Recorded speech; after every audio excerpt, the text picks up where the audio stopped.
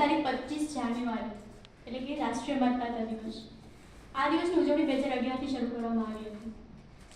એક કોટથી હું શરૂઆત કરું તો એવું કહેવાય છે કે we can not do a great things, કે આપણે બધા બહુ બધું કરી શકતા નથી, પણ we can do a small things with a great change, કે આપણે નાનકડી વસ્તુ પણ ઘણું મોટું પરિવર્તન લાવી શકે છે.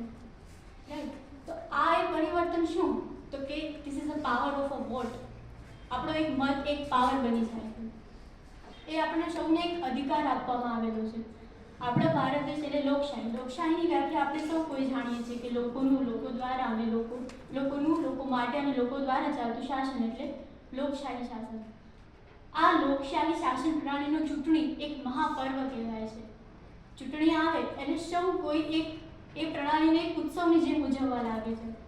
ચૂંટણીનું એક અભિનવ અંગ જેને કહેવાય તો કે એક મત. બરાબર.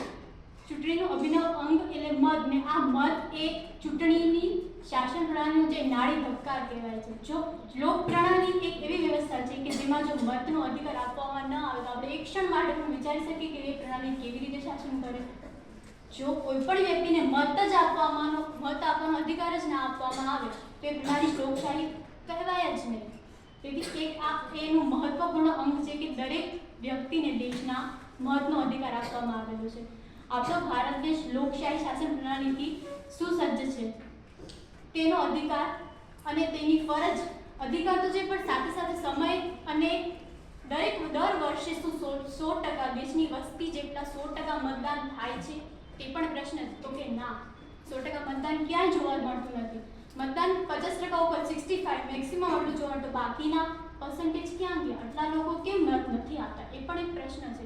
શું કરે છે એ લોકો? દરેકને મતનો અધિકાર તો છે જ નહીં, તો શા માટે લોકો નથી કરતા એ પણ એક પ્રશ્ન છે. તો એનો જવાબ શું હોય? તો કે ઘણાને એ વસ્તુ સિરિયસ લેતા પણ ન હોય, સમયનો અભાવ હોય, ઘણી બધી વિડંબણા પણ ઘણાને નડતી હોય, પણ એક અધિકારી સાથે એક માનવ સહજ ફરજ તરીકે પણ આપણે એ વસ્તુને આગળ ધપાવી શકીએ.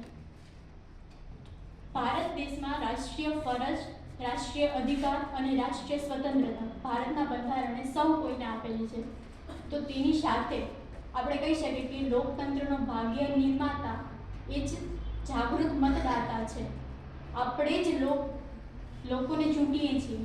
આવનારા મહિનામાં જે સ્થાનિક સ્વરાજ્યની ચૂંટણીઓ આવનારી છે તે અત્યારે કરંટ કહી શકાય કે આપણે આ બધું શા માટે જાગૃતિ કાર્યક્રમ કરીએ છીએ. તો કે ગુજરાતમાં માનનીય રાજ્યના મતાધિકારી શ્રી છે doctor S Murari Krishna sir, તેમના દ્વારા ગ્રામ પંચાયત, જિલ્લા પંચાયત, નગરપાલિકા અને મહાનગરપાલિકાઓની ચૂંટણી જે આવનાર છે 16 ફેબ્રુઆરીથી જેની શરૂઆત થનારી છે, તેના માટે આ લોક જાગૃતિના કાર્યક્રમો દરેક શાળા, કોલેજો અને શૈક્ષણિક સંસ્થાઓ તથા સામાજિક સંસ્થાઓમાં ઉજવવાનો કાર્યક્રમ હાથ ધરવામાં આવેલો છે. જેના માટે આપણે સૌ કોઈ અત્યારે વોટર આઈડી ધરાવતા જ હોય છે. તેથી એક મત આપવાનો અને આપણા પક્ષના આપણને યોગ્ય લાગે તેવા નેતાઓ ચૂંટવાનો આપણને એક હક છે. એ હક સાથે સાથે ફરજ તરીકે પણ આપણે સૌ કોઈ નિભાવીએ.